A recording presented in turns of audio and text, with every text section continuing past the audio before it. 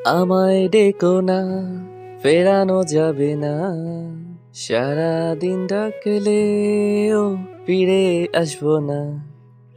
আঙ্কেলের দোকানে চা খেয়ে বিল না দিয়ে এই গান গাইতে গাইতে কলেজের সামনে আসলাম। দেখি তো কয়টা বাজে। ও মা, আমার ফোন বন্ধ। মনে পড়েছে, কাল সারাদিন ফোন বন্ধ করে রাখছিলাম, কারণ কালকে আমার জন্মদিন ছিল। আপনারা ভাবছেন জন্মদিনের সাথে ফোন বন্ধ রাখার কারণ কি? শালার বন্ধুরা জন্মদিনের খাওয়া চাইতো সারাদিন কল দিয়ে, তাই ফোন বন্ধ রাখছি। এতক্ষণ তো মনেই ছিল না আমার পরিচয় দেওয়ার। আমি আসি। এই গল্পের নায়কের নাম কেউ আবার লেখকের নাম ভাইবেন না। এবার স্নাতক সেকেন্ড ইয়ারে পড়ি। পরিবারে আমি, আমার আম্মু আর আব্বু। বাকি সব কিছু গল্পে জানতে পারবেন। কলেজে ঢুকে তাড়াতাড়ি সোজা আমার ক্লাসে। দেখলাম জসিম স্যার ক্লাস নিতেছে। আজকে ক্লাসে একটা বান্দরকে দেখতে পাইতেছি। কি বলেন স্যার, আমাদের ক্লাসে বান্দর? স্যার, এখনই আমি চিড়িয়াখানায় কল দিতেছি, ওরা এসে নিয়ে যাবে। জানি স্যার আমাকেই বান্দর বলছে। এই ফাজিল, তোর বাপের সাথে খালি একবার দেখা পাই, তারপর বুঝবি। জসিম স্যার আমার আব্বুর বন্ধু, তাই হুমকি দিল। মনে মনে স্যারের গোষ্ঠী উদ্ধার করলাম। আজকে কতদিন পরে ক্লাস করতে আসলাম, কিসের কি আদর আপ্যায়ন করবে সেটা না করে আব্বুর হুমকি দেখায়। কোনো রকম ক্লাসটা করে মাঠে বসে আছি। শালার একটাও বন্ধু আসেনি। দেখি কল দিয়ে। হ্যালো, আপনি কি সাগর সাহেব বলছেন? ওই শালা ফোননি, তোর ফোন কাল সারাদিন অফ আসছিল কেন? খাওয়া দাওয়ার ভয়ে, তাই তো? তুই খালি কলেজে আয়, একদিন দেখে নিব তোকে। ঠিক আছে, দেখে নিস। ওরে আর বলা যাবে না আমি কলেজে আছি, নইলে 1 সেকেন্ডে আইসা আমার পকেট খালি করব। যাই বাড়ির দিকে। যেই সামনে পা বাড়াইছি, দেখি তিশা ওর বান্ধবীদের সাথে বসে আছে। ওই তিশা, আই লাভ ইউ। প্রতিদিন তো 2টা করে দাও, আজকে একটা দিলে কেন? তুই জীবনও মানুষ হবি না। রাগে কটমট করতে করতে উঠে চলে গেল। কিছুই বুঝলেন না তো? তিশা হলো আমার চাচাতো বোন। আমরা একই বাসায় থাকি, মানে আমাদের জয়েন্ট ফ্যামিলি। চাচার একটাই মাত্র মেয়ে তিশা। আমার চাইতে 1 ক্লাস সিনিয়র, স্নাতক 3rd ইয়ারে পড়ে। সেই ক্লাস 9 থেকে ওকে প্রতিদিন আই লাভ ইউ বলতাম। তার সাথে সাথে 2টা করে চর ফ্রি পেতাম ওর কাছ থেকে। তিশার সাথে ইয়ার্কি করতে করতে কখন যে ভালোবেসে ফেলেছি নিজেই জানি না। যাই হোক, এখন বাড়িতে যাই। বাড়িতে আসার পথে চায়ের বিল দিয়ে আসলাম। বাড়িতে খাওয়া দাওয়া করে দিলাম একটা ঘুম। এক ঘুমে সন্ধ্যা হয়ে গেল। ঘুম থেকে উঠে তিশার রুমে গেলাম। দেখলাম তিশা পড়তেছে। এত পড়া লাগবে না তো তোমাকে? আমাকে দেখো না, একদম পড়াশোনা করি না, কিন্তু আমাকে দেখেছো কখনো ফেল করতে? তুই যেভাবে পাশ করিস ওইভাবে আমার পাশ না হয়ে ফেল হলেই ভালো। আজকাল মানুষকে ভালো পরামর্শ দিতে নাই। একদিন পড়তে পড়তে মাথা নষ্ট হবে, তখন বুঝবে। আমার মাথা নষ্ট হয় হোক, তুই এই রুমে কেন? আমি কি এমনি এমনি আসবো নাকি তোমার রুমে? বড় আম্মু তোকে একটা কথা বলতে পাঠালো আমাকে। কথাটা বলে বিদায় হ তাড়াতাড়ি। I love you Tisha. পিছনে ঘুরে এক দৌড়, তখনই ধপাস করে পড়ে গেলাম। তিশা টেবিল থেকে উঠে আমার কাছে আসবে, তার আগে উঠে আমি দৌড় দিয়ে নিচে আসলাম। তিশাও নিচে আসলো। কি রে আশিক, হাঁপাচ্ছিস কেন? বড় আম্মু আর বলো না, দোতলায় একটা পেতনিকে দেখে দিছি দৌড়। কি বলিস? আজকালকার দিনে ওসব দেখা যায় নাকি? ধুর। বড় আম্মু পেতনিটা দেখতে একদম এইরকম লাগে। তিশার দিকে দেখিয়ে দিয়ে সোজা আমি বড় আম্মুর পিছনে লুকালাম। আম্মু তুমি সরে যাও, আমাকে পেতনি বলে আর সারাটা দিন আমাকে জ্বালায়, এমনকি কলেজে গেলেও। পিছন দিক থেকে কে যেন আমার কান টেনে ধরলো। পিছনে তাকিয়ে দেখি আম্মু আমার কান ধরেছে। দিশামা, কি করছে এই বান্দরটা? আমাকে পেতনি বলেছে, আবার আমার পড়ার ডিস্টার্ব করেছে। কি রে, তুই কখনো ভালো হবি না, খালি আমার মেয়েটাকে জ্বালাস। আম্মু, আমি তোমার নিজের ছেলে নাকি তিশা তোমার নিজের মেয়ে? আমার তো সন্দেহ আছে এটা নিয়ে। কোন রকম কানটা ছাড়িয়ে বাড়ির বাইরে চলে এলাম। ওইদিকে আম্মু আর বড় আম্মু দুইজনই হাসতেছে। তিশা ওদের হাসা দেখে আরো রেগে ওর রুমে গেল। আমি সন্ধ্যাটা বাইরে আড্ডা দিয়ে 8টায় আসলাম। চুপি চুপি বাড়িতে ঢুকে সোজা আমার রুমের দিকে দৌড় দিব, তার আগেই আব্বুর ডাক। এইদিকে আয় আশিক। আব্বু, কেন ডাকলে? লেখাপড়া বাদ দিয়ে খালি ঘুরে বেড়ানো তোর, এখন এখানে খেতে বস। আমার সেইভাবে ভেজা বিড়ালের মতো হওয়ার অবস্থা তিশা দেখে বিটি বিটি হাসছে। যাই হোক, খাওয়া দাওয়া শেষ করে আমার রুমে গেলাম। বসে বসে ভাবতেছি তিশাকে সিরিয়াসলি বোঝাতে হবে আমি ওকে ভালোবেসে ফেলেছি, নইলে আমার ভালোবাসা অন্য কারো হয়ে যাবে। দেরি না করে তিশার রুমে চলে গেলাম। দরজায় দাঁড়িয়ে, আসবো ভিতরে? আমার রুমে আসতে কবে থেকে অনুমতি নিতে শুরু করলি? তিশা, আজকে আমি একটা সিরিয়াস কথা বলতে আসছি। থাপ্পড় খাইতে আবার মন চায় নাকি? দেখো, আমি সিরিয়াস হয়ে মন থেকে বলছি, আমি তোমাকে সত্যিই ভালোবাসি। আমি তোমার সাথে এখন কোনো মজা করতেছি না। দেখ আশিক, আমি তোর চাচাতো বোন হই, আর তাছাড়া আমি তোর বড়। বুঝতে পেরেছে, আমি সিরিয়াসলি বলছি। তুমি চাচাতো বোন, নিজের তো আর না। আর তুমি আমার 1 ক্লাস সিনিয়র, কিন্তু বয়স তো প্রায় একই। এটা কখনোই সম্ভব না। তুই চলে যা এখান থেকে এক্ষুনি। প্লিজ তিশা, সত্যি আমি তোমাকে ভালোবাসি। তোকে যেতে বলেছি কিন্তু। আমি ওইখান থেকে চলে আসলাম আমার রুমে। বসে বসে ভাবছি হয়তো রেগে আছে আমার উপর, তাই বলছে। সকালে উঠতে উঠতে দেরি হইল। কলেজের 2টা ক্লাস হয়ে গেছে, তাই রুমে বসে গান শুনছিলাম। তখন সাগর কল দিল। আশিক, কোথায় তুই? কেন রে? তিশা আপু প্রেম করে, আমাদের আগে বলিসনি কেন রে? আমরা তো জানতাম না। কি উল্টাপাল্টা কথা বলিস তিশা? প্রেম তো দূরের কথা, কোনো ছেলে বন্ধু নাই তার। তুই বললেই আমি বিশ্বাস করবো নাকি? এই তো কলেজ মাঠে এক সিনিয়র ভাই তিশাকে কলেজ মাঠে প্রপোজ করলো, আর আপুর সাথে সাথে রাজি হয়ে গেল। সাগরকে আর কথা বলতে না দিয়ে আমি তাড়াতাড়ি কলেজ মাঠে গেলাম। দেখলাম সত্যি তিশা একটা ছেলের সাথে হেসে হেসে হাত ধরে হাঁটতেছে। আমি নিজেকে আর ধরে রাখতে পারলাম না। আমি সোজা গিয়ে ছেলেটার হাত তিশার হাত থেকে সরিয়ে নাক বরাবর একটা ঘুষি দিলাম। তারপর আরো কয়েকটা মারলাম। হঠাৎ তিশা ছেলেটার সামনে দাঁড়ালো, ঠাস ঠাস করে 2টা চড় আমাকে মারলো। পুরো কলেজ আমার দিকে তাকিয়ে আছে। তুই আমার চাচাতো ভাই, তুই তোর মতো থাকবি। আমার পার্সোনাল ব্যাপারে কথা বলতে বলছি তোকে? এতদিন অনেক সহ্য করেছি, নেক্সট টাইম তোকে আমার আশেপাশে যেন না দেখি, বখাটে ছেলে কোথাকার। তিশা ছেলেটাকে নিয়ে চলে গেল। আমি সেখানেই দাঁড়িয়ে আছি। তিশা আমাকে থাপ্পড় দিয়েছে পুরো কলেজের সামনে। এতদিন যে থাপ্পড় দিত সেটা 2-1 জনের সামনে। বড় কথা, তিশা আমাকে এতটা ঘৃণা করে আগে জানতাম না। সাগর আমার কাছে এসে আমাকে সাইডে নিয়ে গেল। আমার যেন এখনো বিশ্বাসই হইতেছে না তিশা এটা করলো। তিশা বলেছে ওর আশেপাশে না যাইতে। আর যাব না। সাগরকে বলে আমি বাসায় চলে আসলাম, শুয়ে ঘুমিয়ে গেলাম। অপরদিকে তিশা বাড়িতে এসে একলাই ভাবতে লাগলো, আজকে আমি কি করলাম আশিকের সাথে? এটা কি ঠিক হলো আমার? আবার ভাবে ওকে তো আমি প্রায় চড় দিই, কিছুই তো মনে করে না। আজকে 5 দিন হলো আমি তিশার সাথে দেখা বা কথা বলি নাই। তিশা যখন কলেজ যেত তখন আমি বাড়িতে থাকতাম। তিশা আসার আগে আমি আবার বাড়ির বাইরে চলে যেতাম। এখন সবার সাথে একসাথে খাওয়া দাওয়া হয় না আমার। আজকে 4-5 দিন থেকে আশিককে কোথাও দেখছি না। সারাক্ষণ আমাকে বিরক্ত করতো, এখন একদম করে না। তারপর আমাকে খুঁজতে আমার রুমের দিকে আসছে তিশা। এদিকে আমি কারো আসা শব্দ শুনে আইডিয়া করলাম তিশা হতে পারে, তাই তাড়াতাড়ি ওয়াশরুমে ঢুকে দরজা লাগাই দিলাম। তিশা আমার রুমে না পেয়ে আমার আম্মুর কাছে যায়। ছোট আম্মু, আশিককে দেখি না কয়দিন থেকে, কোথাও গেছে নাকি? কই না তো তিশা, তবে আগের মতো নেই কেন জানি।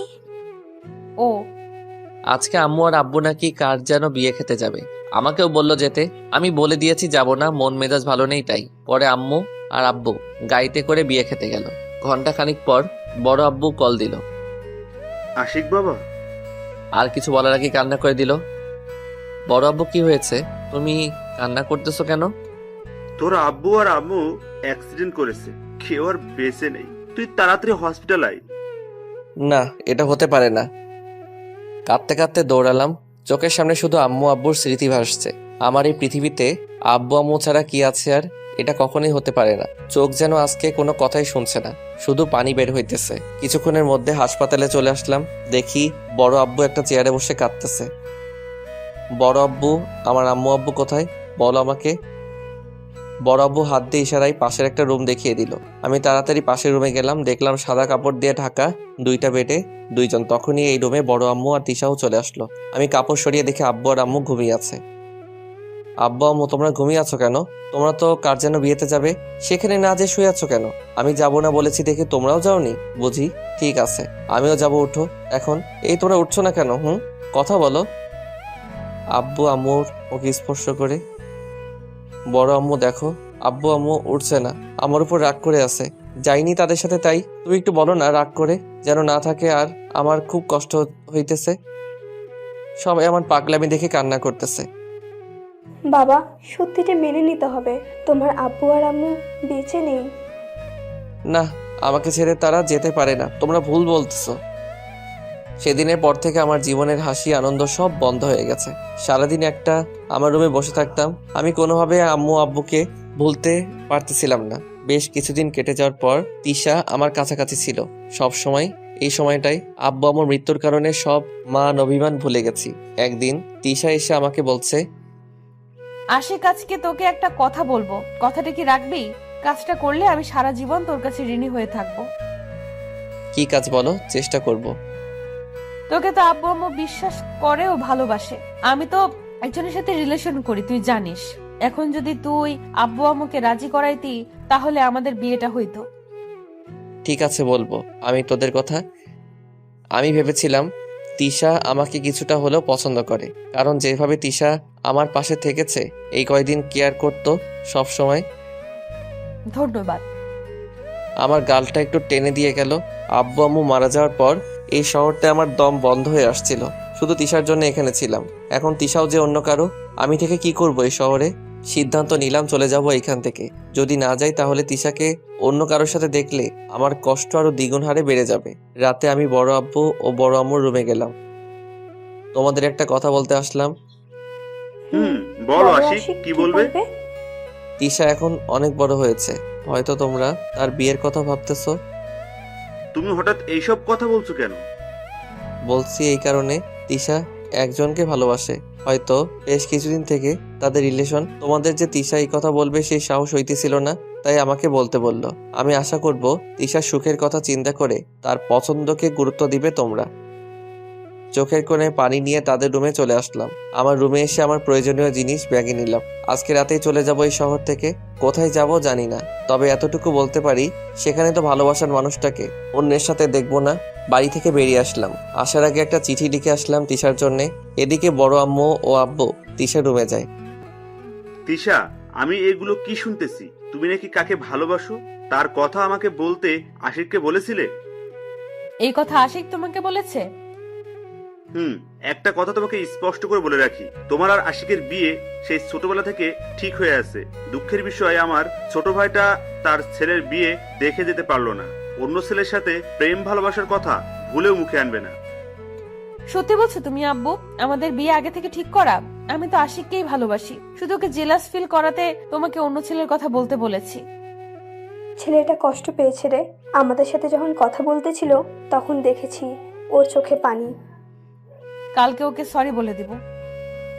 নেক্সট বিকেলে এদিকে আমি বাড়ি থেকে বের হয়ে বাস টার্মিনালের দিকে যাইতেছি। আর ভাবতেছি কোথায় যাব, কার কাছে যাব, কি করব। টার্মিনালে দাঁড়াতেই কিছুক্ষণ পর একটা বাস আসলো। রাত তখন বাজে 1টা। আমি ভাবছি এত রাতে বাস পাওয়া যাবে না। তাড়াতাড়ি করে টিকিট কেটে উঠে পড়লাম।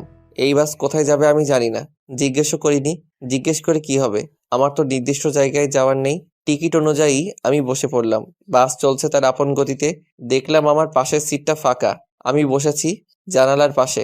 কিছুক্ষণ পরে পিছন থেকে একটা মেয়ে বলল, এই যে আপনি যেখানে বসেছেন ওইটা আমার সিট, আপনি আপনারটাই বসুন। দেখতে সুন্দর, হালকা আলোতে কিছুটা বোঝা যাইতেছে। আমি কিছু না বলে উঠে দাঁড়ালাম আর তাকে যেতে দিলাম বসতে। আমি মেয়েটার পাশের সিটে বসে পড়লাম। বসে ভাবতে থাকলাম আমার জীবনটা কি ছিল আর এখন কি। আব্বু আম্মু চলে যাওয়ার পরে আমার এই অবস্থা, ছিলাম একটা দুষ্টু ও দুরন্ত ছেলে। সারাদিন বাড়ি, কলেজ, এলাকা মাথায় তুলে রাখতাম। আজকে আমি হয়ে গেছি চুপচাপ। এসব ভাবছি, কন্ট্রাক্টর এসে টিকিট চেক করার জন্য ডাকলেন। এই যে ভাই, আপনার টিকিটটা দেন দেখি। আমাকে উদ্দেশ্য করে আমি কিছু না বলে টিকিট এগিয়ে দিলাম। ভাই, আপনার সিটটা ওইটা, আপনি এনে বসেন কেন? কন্ট্রাক্টরের কথা মেয়েটা শুনে তার টিকিট ভালো করে দেখে। ভাই, আসলে আমি তাড়াহুড়ায় টিকিটটা দেখতে ফুল হইছে, ওনার সিটে আমি বসছি আর উনি আমারটাই। আমাকে উদ্দেশ্য করে তারপর কন্ট্রাক্টর চলে গেল। তাড়াহুড়ায় আমি খেয়াল করিনি, ভালো করে সরি। আমি কিছু না বলে চুপচাপ বসে আছি। ছেলেটাকে দেখা তো চাই হ্যান্ডসাম, সুন্দর, কিন্তু কথা বলতে পারে না। আল্লাহ কেন যে এমন করে কে জানে। একটু চুপ থাকলে আমার জন্য ভালো হয়। আপনি কথা বলতে পারেন, তাহলে আপনার সিটে আমি বসলাম, আপনি আমাকে কিছু বললেন না কেন? কথা বলতে ভালো লাগতেছিল না তাই। আর কোনো কথা না বলে আমি বসে রইলাম। সকালে বাস থামলো। আশেপাশে সাইনবোর্ডে তাকিয়ে দেখলাম, তাতে বুঝলাম এটা ঢাকা শহর। আমি আমার ব্যাগ নিয়ে নেমে আসলাম বাস থেকে। মেয়েটি আগেই নেমে গেছে বাস থেকে। এই শহরে থাকবো কি করে? না আছে কাজের ব্যবস্থা আমার, না আছে টাকা পয়সা। তখনই মনে পড়লো আব্বু থাকতে তিনি আমাকে হাত খরচের জন্য প্রায় টাকা দিত আমার বিকাশ নম্বরে, কিন্তু আমি প্রয়োজন না থাকায় কখনো বের করা হয়নি সেই টাকা। তারপর বিকাশ চেক করে দেখলাম 27,000 টাকা আছে। আব্বুর টাকা আজকে কাজে লাগছে। আশেপাশে খোঁজ নিয়ে একটা কলেজে ছাত্রাবাসে থাকার ব্যবস্থা করলাম। এদিকে সকালে তিশা আমাকে খুঁজতে আমার রুমে গেলে দেখে আমি নাই। আম্মু, আশিক কোথায়? তিশার আম্মুর কাছে যেতে যেতে আশিক তো সারাদিন ঘরেই থাকে, দেখ হয়তো বাথরুমে গেছে। তিশা আবার ঘুরে আমার রুমে যায়, দেখে আমি বাথরুমেও নাই, তাই আবার বের হবে তখনই টেবিলের উপর একটা কাগজে দেখতে পাই। তিশা এগিয়ে গিয়ে কাগজটা হাতে নিয়ে পড়তে থাকে। তিশা, হয়তো তুমি আমার এই চিঠিটা পড়তেছো। তোমাকে সেই ক্লাস 9 থেকে ভালোবেসেছি। কিভাবে আর কি কারণে ভালোবেসেছি আমি নিজেও জানি না। ফাইজলামি দুষ্টামি করতে করতে তোমাকে অনেকবার বোঝাইছি যে আমি তোমাকে পছন্দ করি, কিন্তু তুমি বোঝনি সেটা যে আমি তোমাকে পছন্দ করি, কিন্তু তুমি বোঝনি সেটা। আমার ভালো থাকার মূল মন্ত্র ছিল আব্বু আম্মু আর তুমি। আব্বু আম্মু তো আমাকে একা ছেড়ে চলে গেল, তুইও এখন অন্যের হয়েছো। বিশ্বাস করো আমার এখানে থাকতে দম বন্ধ হয়ে আসছে, তাই চলে যাইতেছি এই শহর ছেড়ে। কখনো দেখা হবে কিনা জানি না, দোয়া করি আল্লাহ তোমাকে যেন সুখে রাখে। তিশা চিঠিটা পড়ে কান্না করতে থাকলো। তিশার আম্মু আসলো রুমে, তখন তিশা আম্মুকে চিঠিটা দিয়ে কান্না করতে থাকলো। তিশার আম্মু কাগজ পড়ে তিনিও কান্না করতেছে। আম্মু, আমার জন্য আশিক আজকে চলে গেল আমাকে ছেড়ে। আহ, আমার ওকে এইভাবে বলাটা ভুল হয়েছে। এখন আমি কোথায় পাবো তাকে? কান্না করিস না, আমরা ঠিক পেয়ে যাব আশা করি। থাকার মতো একটা জায়গা হলো, কিন্তু আমাকে কিছু একটা করতে হবে। বসে বসে খাওয়া যাবে না। যে টাকা আছে তাতে 2-1 মাস খাইতে পারবো, তার আগে আমাকে একটা ব্যবস্থা করতে হবে। আজকে 3 দিন ঘুরলাম শহরটা, কিন্তু কোথাও কাজের জায়গা পেলাম না। হতাশ হয়ে রুমে বসে আছি, তখন এক বড় ভাই আসলো, ছাত্রাবাসে থাকে। কি ব্যাপার, তোকে চিন্তিত মনে হইতেছে? ভাই আসলে তেমন কিছু না, শুধু ভাবছি এখানে একটা কাজের ব্যবস্থা করব কিভাবে, এটাই। তোমার নাম যেন কি? ভাই আমার নাম আশিক। তো তুমি কোনো কলেজে ভর্তি হওনি? না ভাই, এখানে নতুন আমি, আর আমার লেখাপড়া করার মতো টাকা পয়সা হবে না। একটা কাজের ব্যবস্থা করে চেষ্টা করব পড়াতে। পার্ট টাইম জব করবে আমার এক পরিচিত লোকের ফ্যাক্টরিতে, তাহলে কলেজে পড়তে পারবে। ভাই কাজের ব্যবস্থা করে দিলে তো খুবই ভালো হয়। আপনাকে যে কি বলে ধন্যবাদ দিব আমার জানা নেই ভাই। ধন্যবাদ দিতে হবে না, তুমি কলেজে ভর্তি হলেই আমি খুশি হব, বুঝলে? ঠিক আছে ভাই। পরের দিন ভাই ওই ফ্যাক্টরিতে নিয়ে গেল। আমার কাজের সময় 2টা থেকে রাত 10টা পর্যন্ত, বেতন 8,000 টাকা। ইনশাল্লাহ এতে আমার দিন চলে যাবে। পরের দিন আমি কলেজে গিয়ে ভর্তি হলাম, বিকেলে কাজে গেলাম, আসলাম 10টায়। এভাবে কাজ আর কলেজ করতে করতে আমার জীবনে 2টা বছর কেটে গেল। সারাদিন কলেজ কাজ নিয়ে ব্যস্ত থাকলেও রাত হলে ঠিকই তিশা আর আব্বু আম্মুর কথা মনে পড়ে। তাদের কথা ভেবে প্রায় প্রতি রাতেই কেঁদে বালিশ ভিজাই। কিছুদিন আগে আমার স্নাতক পড়া শেষ হইল, রেজাল্ট হয়েছে, তাতে মোটামুটি ভালো রেজাল্ট করেছি। এখন আমাকে একটা জব করতে হবে, নতুন একটা বাড়ি ভাড়া নিতে হবে। আজকে কাজে গেলাম। আঙ্কেল, আমার কালকে আসতে একটু দেরি হবে। কেন বাবা, কোনো সমস্যা? আসলে তেমন কিছু না, কাল একটা চাকরির ইন্টারভিউ আছে তাই। ও, ঠিক আছে। 2 দিন আগে একটা কোম্পানিতে চাকরির জন্য আবেদন করছিলাম, সেটারই ইন্টারভিউ কাল। পরের দিন সকালে আমি রেডি হয়ে ঠিকানা মতো হাজির হইলাম। অনেক পরীক্ষার্থী বসে আছে, একে একে সবাইকে ডাকলো, আমাকেও ডাকলো। ইন্টারভিউ ভালোই দিলাম, কিন্তু মনে হয় না আমাকে নিবে, কারণ এখন টাকা ছাড়া বা মামা খালু ছাড়া চাকরি হয় না। হতাশ হয়ে চলে আসলাম। এইভাবে অনেক কয়টা চাকরির ইন্টারভিউ দিলাম, সবগুলোতে একই অবস্থা। কালকে আবার একটা ইন্টারভিউ আছে, বেশ সাদামাটা ভাবেই গেলাম সেখানে। ওয়েটিং রুমে দেখি অনেকেই বলতেছে আমার ইনি আছে উনি আছে, আবার কেউ বলছে আমি এত টাকা দিছি। আমি ভেবে নিলাম এটাও হবে না আমার, তাই সময় নষ্ট না করে চলে আসতে লাগলাম। এই ছেলে কোথায় যাও? আমার মনে হয় না যে এই চাকরিটা হবে, কারণ যেটা বুঝলাম যে 4 জন নেবে সেটা আগে থেকে ঠিক করা। সময় নষ্ট না করে চলে যাইতেছি। তুমি কোথায় কি শুনেছো জানি না, তবে এই অফিসের বস খুবই ভালো মানুষ। তিনি সত্যিকারের মেধা দেখে চাকরি দেন। তুমি যদি মেধায় টিকতে পারো তাহলে তোমার চাকরি হবে। দেখি তাহলে ইন্টারভিউ দিয়ে কি হয়। একে একে সবাই দিল ইন্টারভিউ। 108 নম্বরে আমার সিরিয়াল আসলো। সেই সকাল থেকে বসে আছি, এখন প্রায় দুপুর হয়ে আসছে, প্রচুর খিদা লাগছে। আমি ইন্টারভিউ বোর্ডে প্রবেশ করলাম, দেখলাম 3 জন লোক বসে আছে আর একটা সিট খালি রয়েছে তাদের মাঝে। তারা আমাকে প্রশ্ন করলো, আমি মোটামুটি উত্তর দিলাম। তারপর একটা স্যার আমাকে বলল, তোমার তো চাকরি হবে না, কারণ তোমার আগে কোনো চাকরির অভিজ্ঞতা নাই। স্যার আমার চাকরিটা খুবই দরকার। এভাবে বললে তো হবে না, তাহলে তো সবাই এভাবে চাকরি নিতে পারতো। আমরা অভিজ্ঞতা ছাড়া নিতে পারবো না। স্যার প্লিজ, আমার খুবই দরকার। আপনি এখন আসতে পারেন, যান। কি আর করার, তাই টেবিলের উপর থাকা আমার কাগজপাতি নিয়ে ব্যাক হয়ে আসবো। দেখলাম একজন মেয়ে আসলো রুমে, 3জন স্যার মেয়েটাকে সালাম দিল দাঁড়িয়ে। আমি পিছনে না তাকিয়ে বের হইতেছি। আমজাদ সাহেব, ইনি চলে যেতেছে কেন? ইন্টারভিউ দিবে না? ওনাকে ক্যান্সেল করা হয়েছে। ওনার অভিজ্ঞতা নাই আগে জব করার। এই ছেলে দাঁড়াও, এদিকে আসো। জি বলুন। পিছনে ঘুরে দেখলাম তিশা। আজকে কতদিন পরে দেখলাম সে আগের চেহারা, চোখে হালকা করে কাজল দেয়া, বিশেষ করে মুখের মায়াবী ভাবটাও সে আগের মতোই। যার জন্য আমি এই শহরে পাড়ি জমিয়েছি, সেই তার সাথে আবার দেখা হলো। কিন্তু তিশা ঢাকায় কি করে? হতে পারে তার হাজবেন্ড কোনো বড়লোক, তাই এখানে থাকে তার সাথে, আর এটা মনে হয় তাদেরই কোম্পানি। এসব প্রশ্ন মাথায় ঘুরতে থাকলো। আশিক, তুই এখানে এতদিন কোথায় ছিলি বলতো? চমকে উঠে এসব একেবারে বলে ফেলে। ম্যাম, আপনি হয়তো ভুল করতেছেন কোথাও। আপনি যাকে মনে করতেছেন আমি সে না। নর্মাল ভাবেই বললাম। আমার কোথাও ভুল হইতেছে না। তুই কার উপর রাগ করে আসলি আমাদের ছেড়ে বলতো? সরি, বললাম তো আপনি ভুল করতেছেন একটা, বলেই চলে আসলাম। পিছন থেকে দিশা অনেক কয়বার ডাকলো, আমি শুনিনি। আর আমি চলে আসতেছি আর বলছি, দিশা এখানে কেন আসলো? বেশ তো ভালোই ছিলাম আমি। আমজাদ সাহেব, যে ছেলেটা গেল, এখন এর ঠিকানা আছে আপনার কাছে? না ম্যাম, মেলের মাধ্যমে কন্টাক্ট করে ডাকা হয়েছিল। কিন্তু কেন ম্যাম? এমন কত ছেলে মেয়ে চাকরির জন্য লাইন দিয়ে আছে। আপনাকে যেটা বলেছি ঠিক ততটুকু উত্তর দিবেন, তার চাইতে বেশি না, ওকে?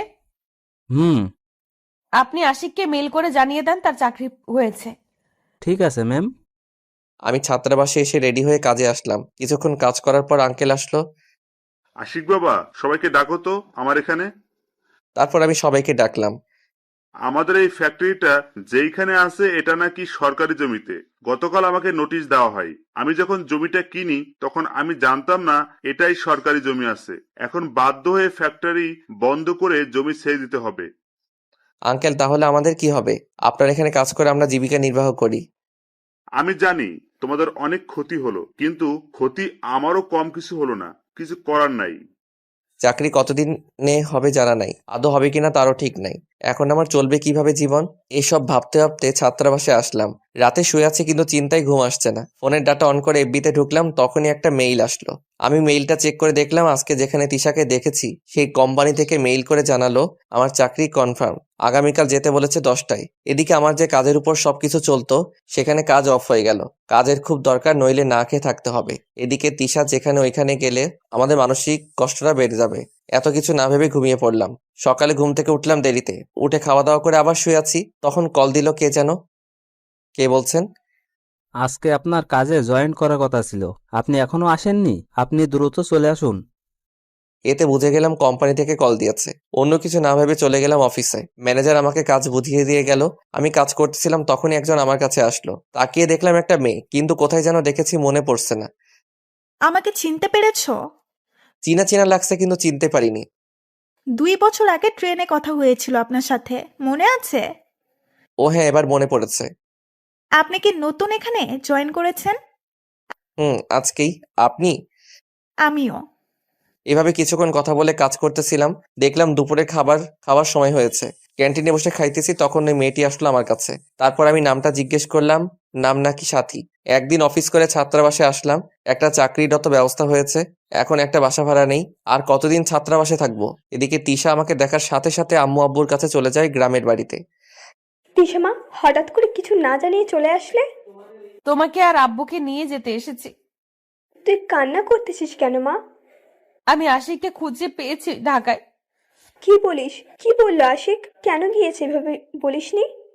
ও আমাকে নাচিনার অভিনয় করেছে, তাই তো তোমাকে নিতে আসলাম। তুমি আর আব্বু ওর অভিমানটা ভাঙাতে হবে। এদিকে আমি নতুন একটা বাসা খুঁজতে থাকি। বাসা একটা খুঁজে পাই। কথা বলে বাসাটা ঠিক করলাম থাকার জন্যে। পরের দিন অফিস করে জিনিসপাতি নিয়ে আসলাম নতুন বাসায়। বাইরে একটু ঘুরতে বের হয়েছে, দেখি কেউ বাড়ির ছাদ থেকে আমাকে ডাকছে। আমি ভালো করে তাকিয়ে দেখি সাথী। আমাকে দেখে নিচে নেমে আসলো সাথী। আপনি এখানে? এখানেই বাসা ভাড়া নিয়েছি। আপনি এখানে কেন? আমার বাড়ি তো এখানেই, ওই যে ওইটা। কি বলেন? ওইটাই তো আমি ভাড়া নিয়েছি রুম। কালকে বাবা বলল রুম ভাড়া দিয়েছেন, আপনি যে নিছেন সেটা জানা ছিল না। যাক, ভালোই হইল। ভালো হইল কেন? ভালো হইল কারণ একসাথে অফিসে যাতায়াত করা যাবে আপনার সাথে। থাকেন, আমি একটু বাজার থেকে ঘুরে আসি। তাড়াতাড়ি আসবেন, বুঝলেন? এখানে কিন্তু সন্ধ্যায় ভূত বের হয়। কি বলেন ভূত? আমি উল্টা ঘুরে আমার রুমের ওই দিক দিয়ে দৌড় দিতে ধরলাম। আরে যান বাজারে, তাড়াতাড়ি আসলে ধরবে না। সত্যি বলছেন তো নাকি মিথ্যে? সত্যি বলছি। তারপর আমি বাজার গিয়ে রাতের খাবারটা নিয়ে আসলাম। রুম গোছাতে গোছাতে ক্লান্ত হয়ে পড়েছি, তাই রান্না করার উপায় নেই। রাতে খেয়ে ঘুমাবো, তখনই সাথী আর একটা ছোট মেয়ে, সাথীর ভাগ্নি আসে আমার রুমে। এত রাতে এখানে? আপনার খাবার দিতে আসলাম, আম্মু পাঠিয়েছে। এটার কোনো দরকার ছিল না, আমি খাবার নিয়ে এসেছি হোটেল থেকে। আর হোটেলের খাবার খাবেন না, এদিকার হোটেলের খাবার বেশি একটা স্বাস্থ্যসম্মত না। হুম। সাথী চলে গেল, আমিও ঘুমিয়ে পড়লাম। সকালে উঠে সাথীর দেয়া খাবারটা খেয়ে অফিসের জন্য রেডি হলাম। তারপর মেইন গেট দিয়ে বের হতে যাব পিছন থেকে। এই যে মিস্টার, কখন থেকে দাঁড়িয়ে আছি আপনার জন্য, আর আপনি আমাকে রেখেই চলে যেতেছেন।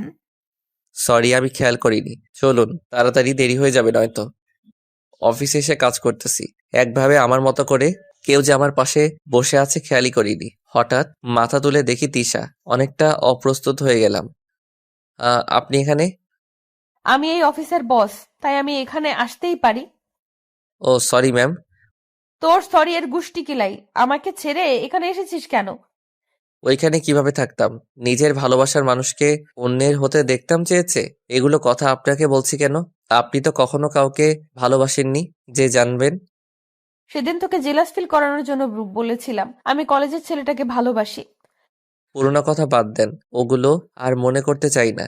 এখন আপনি অফিস সংক্রান্ত কোনো কথা থাকলে বলেন। তিশা কিছু না বলে মন খারাপ করে চলে গেল।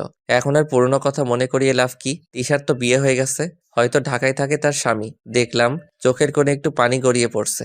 তাড়াতাড়ি সেটা মুছে নিয়ে কাজে বসে পড়লাম। লাঞ্চ টাইমে সাথী আসলো, আমাকে নিয়ে ক্যান্টিনে গেল। সাথী আর আমি খাইতেছি, দেখলাম তিশা পাশের টেবিলে বসে আমাদের একসাথে দেখে রাগে গজগজ করতেছে। সাথী, এখানে কি তোমরা ঘুরতে আসছো নাকি? না তো ম্যাম, অফিসে আসছি। ইনি কে হয় তোমার? কলিগ সাথে বন্ধু। নেক্সট টাইম যেন তোমাকে এর সাথে দেখি না, বুঝলে কথা? আমি নীরব দর্শকের মতো দেখছি আর ভাবছি, এইরকম আমার উপর অধিকার যদি তিশা আগে দেখাতো তাহলে ওকে ভালোবাসা দিয়ে রাঙিয়ে রাখতাম। কিন্তু আফসোস, বিকেলে অফিস করে রুমে এসে অফিস ড্রেসে বিছানায় গা এলিয়ে দিলাম। শরীরটা ক্লান্ত থাকায় ঘুমিয়ে গেলাম। কলিং বেল বাজার শব্দে ঘুম ভাঙলো, তাড়াতাড়ি যেয়ে খুলে দিলাম। খোলার সাথে সাথে বড় আব্বু আম্মু আমাকে জড়িয়ে ধরে কান্না করতে লাগলো। আজকে কতদিন পরে তাদের দেখলাম। তুই আমাদের কথা একবারও ভাবলি না? আমরা তোকে ছাড়া কিভাবে থাকবো? কি বলবো, কোনো উত্তর নাই আমার কাছে। তুই কেন চলে আসছিস আমরা জানি বাবা। তুই তিশাকে ভালোবাসতি, আমাদের বলবি না একবার?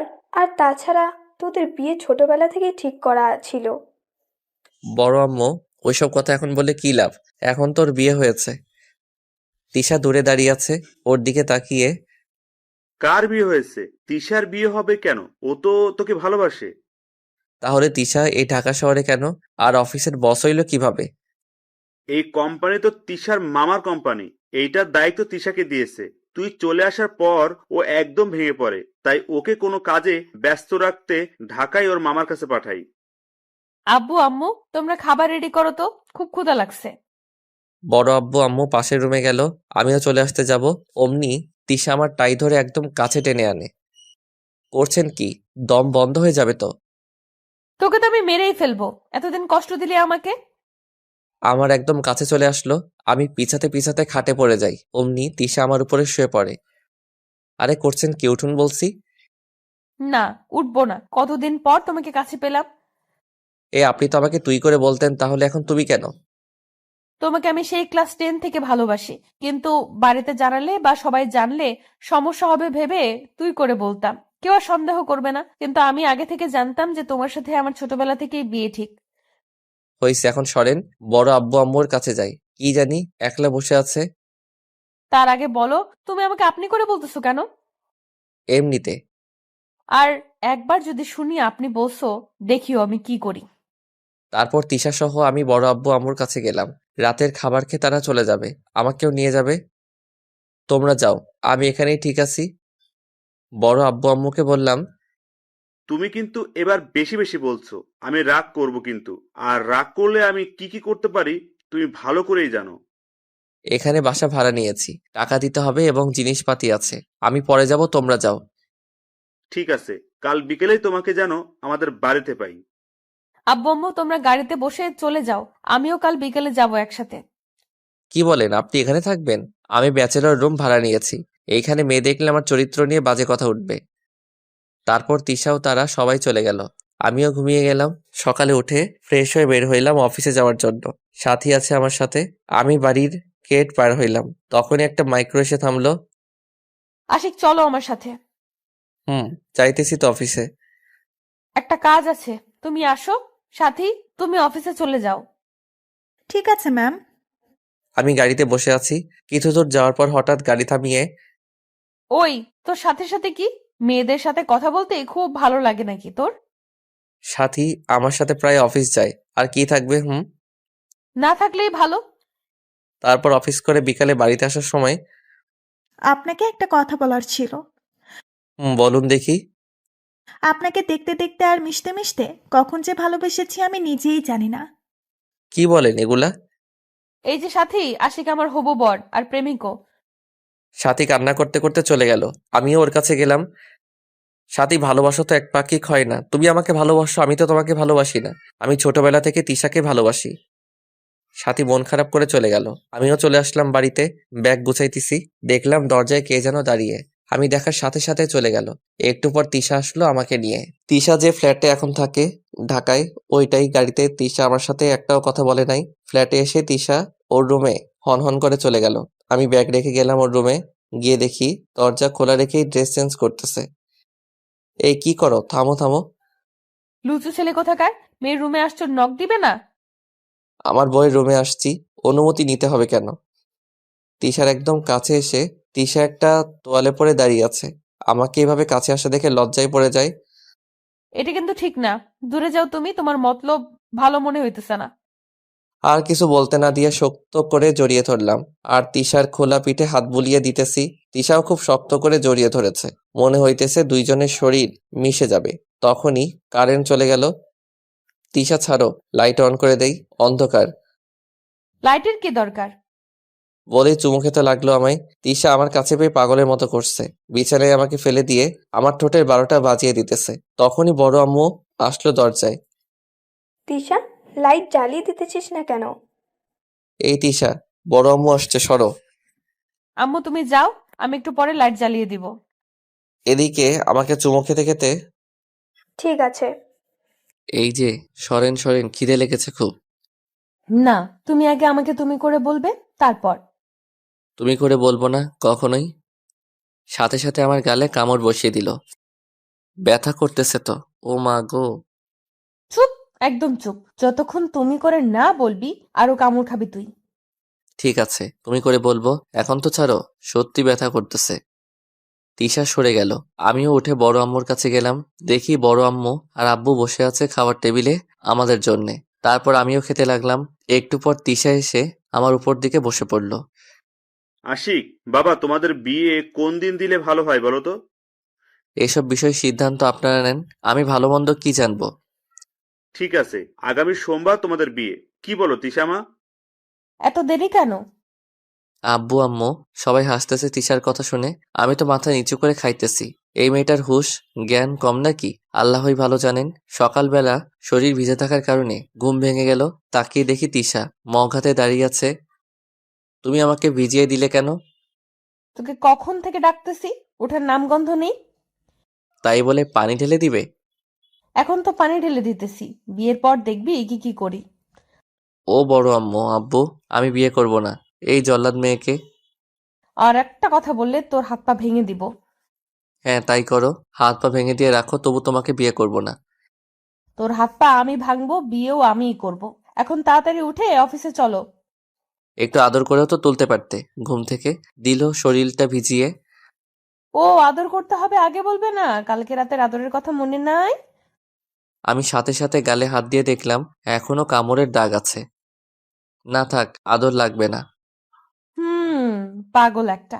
বিয়েটা হতে দাও, ভালোবাসা দিয়ে ভরিয়ে রাখবো। নাস্তা করে তিশা আর আমি অফিসে গেলাম। দুপুরের পর তিশা ডাকলো আমাকে তার কাছে। ডাকলে কেন? এখানে বসো। বলো। তিশা আমার কোলে বসে আমার ঘাড়ে মাথা দিয়ে, ভালো লাগতেছে না কেন জানি। কেন পাগলি, কি হয়েছে? জানি না, চলো আজকে কোথাও থেকে ঘুরে আসি। অফিস আছে এখনো। থাক অফিস, চলো তো। তারপর অফিস থেকে বের হলাম। তিশা গাড়ি বের করবে, তখন আমি, আজকে গাড়ি না, আমার সাথে আসো। একটা রিক্সা ডেকে উঠলাম, দুইজন। কোনো গন্তব্য নেই, সারা বিকেল ঘুরবো আজকে। তিশা আমার ঘাড়ে মাথা রেখে বসে আছে। তিশা, তোমার শরীর কি খারাপ লাগতেছে? না, শরীর ঠিক আছে। তুমি চুপচাপ থাকলে আমার কি ভালো লাগে বলো? তখনই রাস্তার পাশে ফুচকার দোকান দেখে তিশা বায়না ধরলো ফুচকা খাবে। তাই রিক্সা থামিয়ে গেলাম দোকানে। তিশা সহ অভুক্ত মানুষের মতো খেয়ে যাইতেছে। আমি যে তার সাথে আছি ও ভুলেই গেছে খাওয়ার সময়। হঠাৎ আমাকে ওর দিকে তাকিয়ে থাকতে দেখে আমার দিকে একটা ফুচকা খাইয়ে দিতে ধরলো। আমি তো ওইভাবে খাবো না। তাহলে? আমি ফুচকা তিশাকে খাইয়ে দিলাম। তারপর ওর মুখ থেকে আমি খেলাম। বাহ, ফুচকা টক ঝাল আর তিশার ঠোঁটের মিষ্টি কি দারুণ। এভাবে দেখতে দেখতে বিয়ের দিন চলে আসলো। কিছুক্ষণ আগে আমাদের বিয়ে হয়েছে। তিশা বাসর ঘরে বসে আছে, আমিও বারান্দায় বসে আছি। দেরিতে যাব। তিশাকে রাগাতে আমার খুব ভালো লাগে। কিছুক্ষণ পর তিশা কল দিল আমাকে। আমি 2বার কেটে দিলাম। আবার কল দিছে। বলো, কেন কল দিলে? তুমি কোথায়? কেন, কোনো সমস্যা? কল কেটে দিছে। যাই দেখি কি বলে। রুমে ঢুকে দেখি কেউ নেই ঘরে। ভালোই হয়েছে। আমি গিয়ে শুয়ে পড়লাম। ঘুমের ভাব নিয়ে শুয়ে আছি। ঈশা ওয়াশরুম থেকে রুমে এসে দেখে আমি শুয়ে ঘুমিয়ে আছি। রাগে পুরো ফুলতে লাগলো। আমি তো এদিকে ভয় শেষ। সোজা আমার উপর বালিশ দিয়ে মারতে থাকলো। কি হলো, মারতেছো কেন? কতক্ষণ ধরে এখানে বসে আছি, কই ছিলি বল? সাথীর সাথে একটু দেখা করতে গেছিলাম। বলতে দেরি, আমার গলা টিপে ধরতে দেরি নাই। এই ছাড়ো, ব্যথা পাইতেছি। তোকে তো আমি মেরেই ফেলবো আজকে। ঘরে বউ রেখে অন্যের কাছে কি কথা? পার্সোনাল কিছু কথা থাকতেই পারে আমাদের। তিশা আমাকে ছেড়ে দিয়ে অপর দিকে মুখ ঘুরিয়ে শুয়ে পড়ল। খেয়াল করে দেখলাম তিশা কান্না করতেছে। নিজেকেই খারাপ লাগতেছে এখন। বাসরাতে পাগলিটাকে কান্না করালাম। তিশা, এই তিশা। তিশা আমার হাতটা সরিয়ে দিল। শোনো আমার কথাটা একবার। কি শুনবো তোমার কথা? কিছু শোনা লাগবে না। আমার দিকে তাকিয়ে চোখের পানি দিয়ে গাল ভিজে গেছে। আমার 2 হাত দিয়ে মুখটা ধরে, তুমি সত্যি সত্যি কান্না করতেছো? আমি তোমাকে রাগাতে বলছি, সাথীর সঙ্গে দেখা করতে গেছিলাম। এখন আর আমাকে মিথ্যা বলতে হবে না। সত্যি বলছি। আমি বারান্দায় বসেছিলাম। পাগড়িটাকে পিছন দিকে জড়িয়ে ধরে আরো অনেক কথা বললাম, কিন্তু একটারও উত্তর দিল না। এখন কিন্তু বের হয়ে যাব রুম থেকে, বলে দিলাম। সাথে সাথে তিশা আমার দিকে ঘুরে জড়িয়ে ধরে কান্না করতে লাগলো। তুমি কোথাও যাবে না। কান্না না থামালে যাব? এই যে আমি আর কান্না করব না। এই যে আমার বউ, আজকে তো আমাদের বাসরাত, কিছু হবে নাকি? কিচ্ছু হবে না আজকে। বললেই হইল, আমার বউ, আমি যা মন চাই তাই করব। তাহলে আবার আমার অনুমতি নেওয়ার কথা বলো কেন? আরো কি দেরি করা যায় বলুন তো? তারপর লেখকের কিছু মনে নাই, কারণ লাইট অফ করা ছিল সকালবেলা। আশিক সরো, উঠা লাগবে, সকাল হইছে। না, আর একটু থাকো। সারা রাত দুষ্টুমি করছো, এখন আবার শুরু করছো কি? তারপর উঠে ফ্রেশ হয়ে নাস্তা করলাম। আশিক, এই নাও তোমাদের কক্সবাজার হানিমুনে যাওয়ার বাসের টিকিট। আব্বু, এসবের দরকার ছিল না। এত কথা বলতে হবে না, আমরা কাল যাইতেছি, এটাই ফাইনাল কথা। পরের দিন সকালবেলা রেডি হয়ে বসে করে রওনা দিলাম। বিকালের দিকে চলে আসি এখানে। আব্বু আগে থেকে হোটেল বুক করে রেখেছিল, তাই আর সমস্যা হয়নি সন্ধ্যায়। চলো ঘুরে আসি বিচের কাছ থেকে। আমার হাত টেনে নিয়ে, রাতে ওইখানে যাওয়া যাবে না, সকালে যাব। না, আমি এখনই যাব, চলো। নতুন জায়গায় রাতে বের হওয়াটা ঠিক হবে না, তুমি বুঝতেছো না? ঠিক আছে, তুমি থাকো, আমি একাই যাব। বলেই বের হলো রুম থেকে। এত সাহস ওর হবে না, তাই আমি ওয়াশরুমে গিয়ে ফ্রেশ হয়ে বের হলাম। দেখি তিশা নাই। কয়েকটা ডাক দিলাম, সারা শব্দ নাই। কেমন যেন ভয় কাজ করতেছে। তিশা কি সত্যি সত্যি গেল? এই মেয়েটা একটু বেশি বাড়াবাড়ি করতেছে। তাড়াতাড়ি বেরিয়ে বিচের পাড়ে দেখলাম আশেপাশে কেউ নাই। পাশে জিনিসপাতির মেলার মতো দোকান বসেছে, সেখানেও খুঁজলাম কিন্তু নাই। চিন্তায় আমার প্রচুর মাথা ব্যথা করতেছে। তখনই মনে পড়লো তিশাকে কল দেই দেখি, কিন্তু আমার ফোন খুঁজে পাইতেছি না। ও, ফোন তো বিছানায় রেখে আসছি। তাই দেরি না করে রুমে এসে দেখি তিশা রুমে আছে। মেজাজ গরম হয়ে গেছে, দিলাম একটা চড় লাগিয়ে। তিশা ছিটকে বিছানায় পড়ে গেল। তোমাকে আমি না করলাম যে রাতে বিছে যাবে না, তুমি তারপরও গেলে। সারা সাগর পার খুঁজে এলাম। আমার কি টেনশন করে না কোনো দুর্ঘটনা যদি হয়ে যেত? আমি বিচে যাইনি, এই বিল্ডিং এর ছাদে বসেছিলাম। কি বলো? আমি তো ভাবলাম তুমি সত্যি সত্যি গেছো। তিশার কাছে গিয়ে দেখলাম তিশার গালটা লাল হয়ে আছে, হাতের আঙ্গুলের দাগ বোঝা যাচ্ছে। খুব লেগেছে তোমার? না লাগেনি, আমার কাছে আসবে না। আমাকে সরিয়ে দিয়ে, এই পাগলি, আমার কতটা টেনশন হইতেছিল জানো তুমি? আর তুমি যে ছাদে যাবে বলে তো যাবে। তিশা কোনো কথা বলতেছে না, আমার নিজেকেই খারাপ লাগতেছে। কেন যে চটটা মারতে গেলাম, গাল পুরাই লাল হয়ে গেছে। ভুল হয়ে গেছে, আর রাগের মাথায় চড় মেরেছি। তিশাকে বিছানায় শুইয়ে দিয়ে ওর পেটে মাথা রেখে সরো আমার উপর থেকে। আমি বললাম তো ভুল হয়েছে, তুমিও মারো আমাকে প্লিজ, এইভাবে থেকো না। মাফ করতে পারি, তবে একটা শর্ত আছে। আমি রাজি আছি, তবুও এভাবে তুমি থেকো না। তুমি যে গালে চড় মেরেছো ওই গালে আজ রাত সারা রাত চুমু খেতে হবে। সারা রাত চুমো? শর্তে রাজি না হলে কথা নাই আর তোমার সাথে। তারপর আর কি, ভুল তো আমি করছি, তাই এখন সেটা শুধরাতে আমাকেই করতে হবে। রাত 12টা পর্যন্ত চুমু খেয়েছি। তিশা জানো, শোনো না। কোনো কথা শোনা হবে না। অনেকক্ষণ তো খেলাম, আর না, আমার ঘুম পেয়েছে। ঠিক আছে, ঘুমিয়ে পড়ো।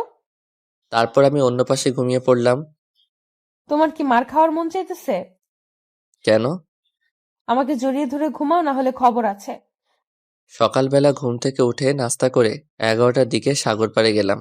তিশা আমার ঘাড়ে মাথা দিয়ে দাঁড়িয়ে আছে, আর সাগরের পানি আছড়ে পড়ছে আমাদের পায়ে। কি যে এক অনুভূতি সেটা ভাষায় বলতে পারবো না। লাঞ্চের জন্য হোটেলে আসতে যাব, তখন একটা মেয়ে এসে, এতদিন তুমি কোথায় ছিলে? আমাকে এখানে বাপের বাড়িতে রেখে গেলে আর তো এলে না। আমি আশেপাশে তাকিয়ে দেখলাম মেয়েটি আমাকেই বলতেছে। আমাকে কিছু বলতেছেন? তোমাকেই তো বলতেছি, এসেছো এখন আমাকে নিয়েই যাবে। এখানে আর কতদিন থাকবো? আপনার কোথাও ভুল হইতেছে, হয়তো আপনি যাকে খুঁজতেছেন আমি সে না। আমার কোনো ভুল হইতেছে না। বলি যেই আমার দিকে আসবে।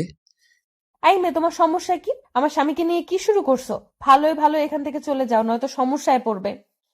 তোমার স্বামী মানে? উনি আমার স্বামী, আমাদের একটা ছোট ছেলেও আছে। তিশা কিছুটা দূরে সরে গিয়ে আমার দিকে কেমন একটা নজরে তাকালো। তিশা মনে মনে ভাবছে, আশিক মাঝে আমার মধ্যে দূরত্ব ছিল, তখন কি সে অন্য একটা বিয়ে করেছে? তিশা বিশ্বাস করো আমি কিছুই বুঝতেছি না, কে ও, কোথা থেকে, কি কিস্তি, কিছুই বুঝতেছি না।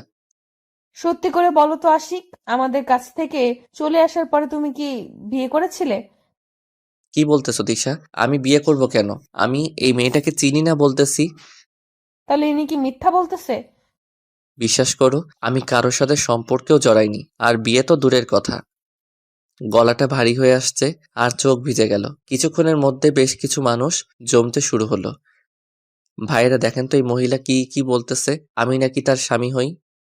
আপনারা কিছু মনে করবেন না, এই মেয়েটা পাগলি, সারাদিন সাগর পাড়ে ঘুরে বেড়ায়। ওর স্বামী ওকে ছেড়ে চলে গেছে, তাই যাকেই দেখে তাকেই ও স্বামী ভাবে। কি বলবো, বুকের উপর থেকে একটা পাথর সরে গেল। সেখানে আর না থেকে হোটেলে ডাইরেক্ট চলে আসলাম। এসে শুয়ে আছি, মাথাটা প্রচুর ব্যথা করতেছে। তিশা আমার কাছে এসে বসলো। সত্যি বলতে মেয়েটা যেভাবে বলতেছিল তাই তোমাকে বলেছি। তুমি বিয়ে করছো নাকি, আমাকে ক্ষমা করে দাও। আমার মাথায় হাত বুলিয়ে আমি কিছু না বলে পাগলিটার কোলে মাথা দিয়ে শুয়ে আছি। খারাপ লাগতেছে। মাথাটা প্রচুর ব্যথা করতেছে। দাঁড়াও, টিপে দিতেছি। তিশার নরম হাতের ছোঁয়ায় অনেকটা ভালো লাগতেছে। তিশা হইছে, এখন শুয়ে রেস্ট নাও তুমি। এখানে কি শুয়ে রেস্ট নিতে আসছি নাকি? তাহলে কি করতে? তিশা কিছু না বলে আমার ঠোঁটের সাথে তার ঠোঁট এক করে দিল। পাগলের মতো ঠোঁটে চুমু খাইতেছে, মাঝে মাঝে কামড়ে দিতেছে। তাই নিজেকে ছাড়িয়ে নিয়ে, তুমি কামড়াইতেছো কেন? ব্যথা পাইতেছি। আমার স্বামী, আমি কি করি? বলেই আবার শুরু করলো। তারপর দুজনে হারিয়ে গেলাম এক সুখের রাজ্যের সন্ধ্যায়। এই উঠো, ফ্রেশ হতে হবে। না, আমি উঠবো না। আমার বুকে নিজেকে শক্ত করে চেপে ধরে কোনো উপায় না পেয়ে তিশাকে কোলে করে ওয়াশরুমে নিয়ে গেলাম। ওকেও ফ্রেশ করলাম, আমিও করলাম। তারপর খাওয়া দাওয়া করে, তিশা চলো বাসায় চলে যাই, এখানে ভালো লাগতেছে না। ঠিক আছে, কখন যাবে? কাল সকালেই যাই তাহলে। ওকে, আমি তাহলে জিনিসপাতি গুছিয়ে রাখি। আমি রিসোর্টের বারান্দায় দাঁড়িয়ে আছি। এখন থেকে সমুদ্রের বিশালতা অনুভব করা যায়। হঠাৎ করে আব্বু আম্মুর কথা মনে পড়ে গেল।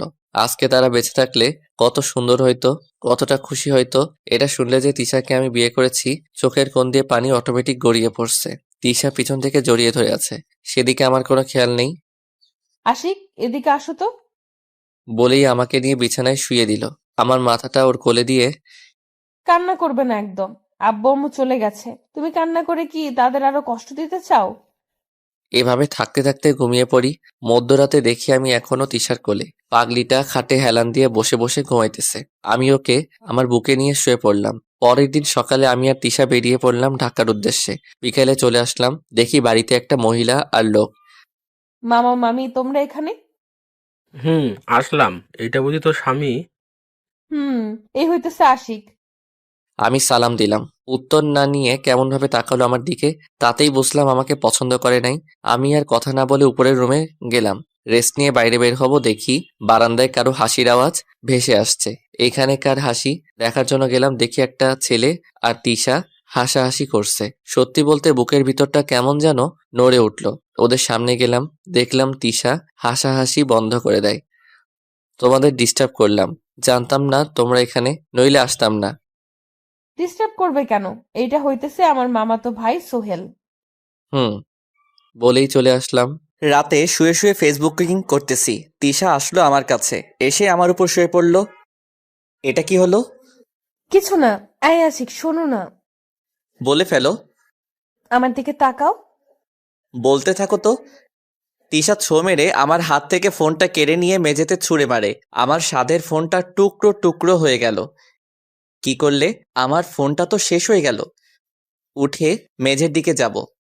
কই যাস তুই? চুপচাপ এখানেই থাক, নয়তো খবর আছে তোর। তিশার দিকে তাকিয়ে দেখি সত্যি সত্যি রেগে গেছে। ভয়ে চুপসে গেলাম, হ্যাবলার মতো তাকিয়ে আছি ওর দিকে। তুমি এখনই যেখানে থেকে পারো আমার জন্য বকুল ফুল নিয়ে আসবে আর আচার নিয়ে আসবে, যাও। আমি কোথায় থেকে আনবো এত রাতে? কাল নিয়ে আসবো। আমার এখনই লাগবে, এখন না আনলে তোমার ফোনের মতো তোমাকেও ভেঙে ফেলবো বলে দিলাম। আমি পড়লাম এক মহা ঝামেলায়। রাতে কোথায় পাবো বকুল ফুল? না এনেই বা কি করব? আজকে তিশা আমার কাছে কিছু চাইলো, সহজেও চায় না। বেরিয়ে পড়লাম রাস্তায়, আনমনে হেঁটেই যাইতেছি। রাস্তার ল্যাম্পপোস্টের দিকে তাকিয়ে তাকিয়ে এক দোকান থেকে আচার নিয়ে বাড়ি যাইতেছি। তিশাকে কোনোভাবে বোঝাতে হবে বকুল ফুল নাই, গ্রাম হলে সব জায়গায় পাওয়া যেত। কি মনে করে রাস্তার পাশে দাঁড়ালাম, দেখি বৃষ্টি পড়তেছে হালকা। ভালো করে লক্ষ্য করে দেখি বকুল ফুল পড়তেছে। খুশি হয়ে হাত ভর্তি করে ফুল নিলাম। বাসায় এসে কলিং বেল দিলাম। একটু পর তিশা খুলে দিল।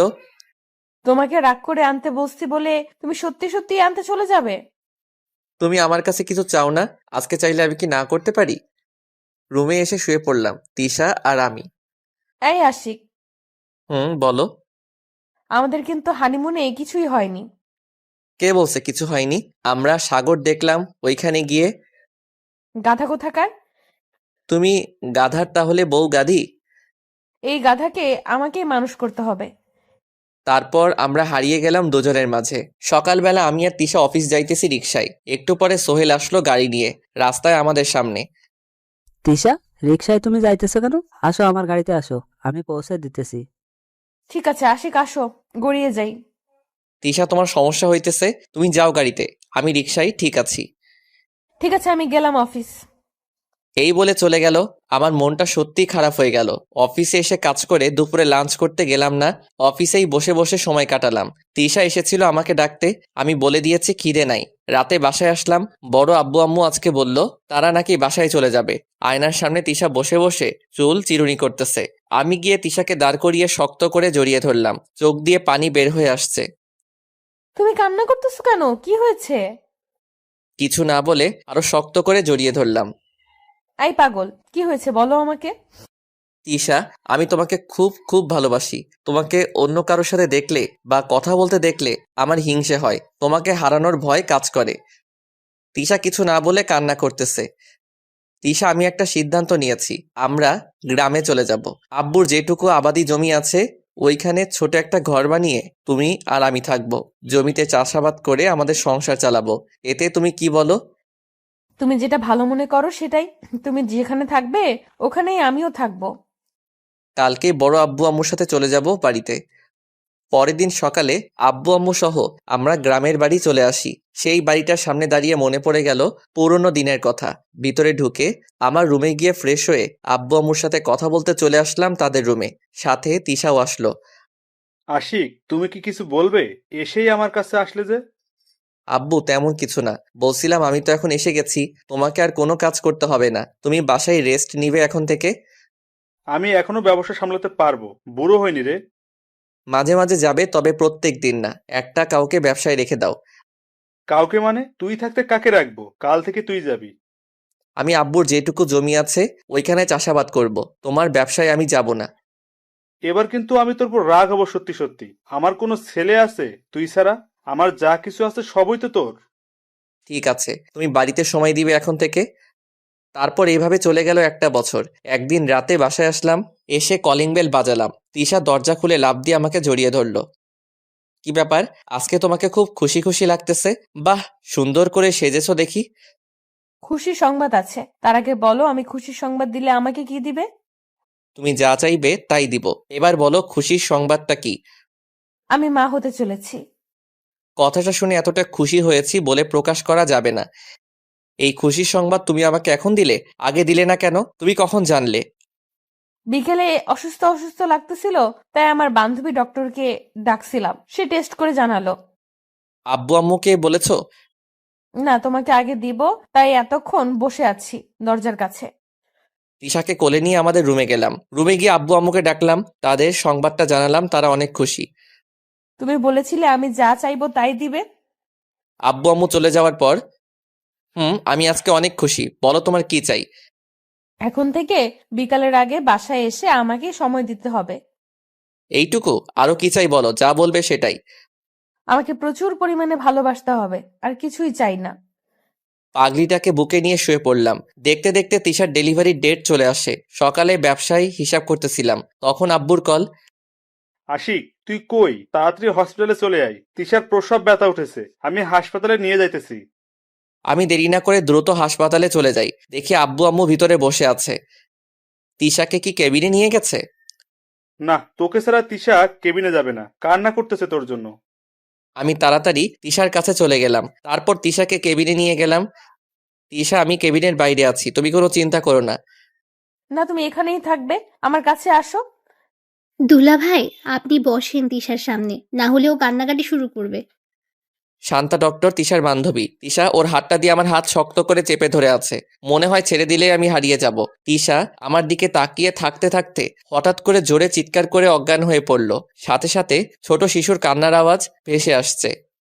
শান্তা, কি হলো তিশার? ও কথা বলতেছে না কেন? কি হলো ওর? মিষ্টি খাওয়ান আপনাদের ছেলে হয়েছে, চিন্তা করবেন না দুলাভাই, প্রসব ব্যথার কারণে অজ্ঞান হয়ে গেছে, একটু পরে জ্ঞান ফিরবে। কিছুক্ষণ পরে আব্বু আম্মু আসলো কেবিনে। আমাদের ছেলেকে কোলে নিয়ে কথা বলতেছে। আমি তিশার দিকে তাকিয়ে আছি আর মাথায় হাত বুলিয়ে দিতেছি। আব্বু বাবুটাকে আমার কোলে দিল। দেখতে একদম ওর মায়ের মতো হইছে। বাবুর কান্নার শব্দে তিশা চোখ খুললো। আমি তিশাকে দিলাম আমাদের সন্তানকে। দেখেছো, তোমাকে বলেছিলাম না আমাদের সন্তান ছেলে হবে? আমার কথাই ঠিক হলো। তোমার এখন কেমন লাগতেছে? ঠিক আছো তুমি? তুমি আমার পাশে থাকলে আমার কিচ্ছু হবে না, আমি ঠিক আছি। শান্তা, তিশাকে বাসায় নিয়ে যাওয়া যাবে কখন? নর্মাল ভাবেই হয়েছে, তাই কোনো সমস্যা নাই। হাসপাতালের পরিবেশ ভালো না, কাল সকালে নিয়ে যাইন দুলা ভাই। সেদিন রাতে আমি তিশার সাথে বসে আছি। এই, আমাদের বাবুটার নাম রাখতে হবে না? তুমি একটা নাম রাখো। তুমি রাখো, যেটা ভালো মনে হয়। ঠিক আছে, আমাদের বাবুর নাম হবে মোহাম্মদ বিন আব্দুল্লাহ। ওয়েট ওয়েট, তুমি এই নাম জানলে কিভাবে? এটা তো আমি অনেক বছর আগে আমার বাবুর নাম রাখবো বলে ঠিক করে রেখেছিলাম। আমি জানি, তাই তো এটা রাখলাম, তোমার ডায়েরিতে লেখা আছে, দেখেছিলাম। পরের দিন সকালে তারা বাসায় আসলো 4 বছর পর।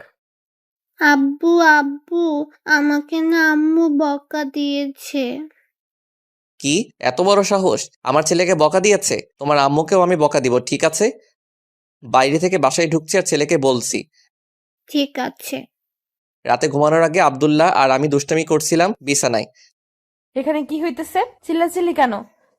আমি আর আব্দুল্লাহ দুইজন দুইজনার মুখের দিকে তাকিয়ে একটা চাপা হাসি দিলাম। এতে তিশার রাগ আরো বেড়ে গেল। আব্বু, আজকে তোমার খবর আছে, যা রেগে গেছে আম্মু। আব্দুল্লাহ আমার ফোন নিয়ে কার্টুন দেখতেছে বিছানায়। তিশা আয়নার সামনে দাঁড়িয়ে চুল ঠিক করছে। আমি পিছন দিয়ে তিশাকে জড়িয়ে ধরলাম। ছাড়ো আমাকে, কি করছোটা কি? আমি আমার বউকে ধরেছি, ছাড়ার কোনো প্রশ্নই ওঠে না। এখন ভালোবাসা উতলে পড়ছে, তাই না? ছেলেকে পেলে তো আমাকে ভুলে যাও তুমি।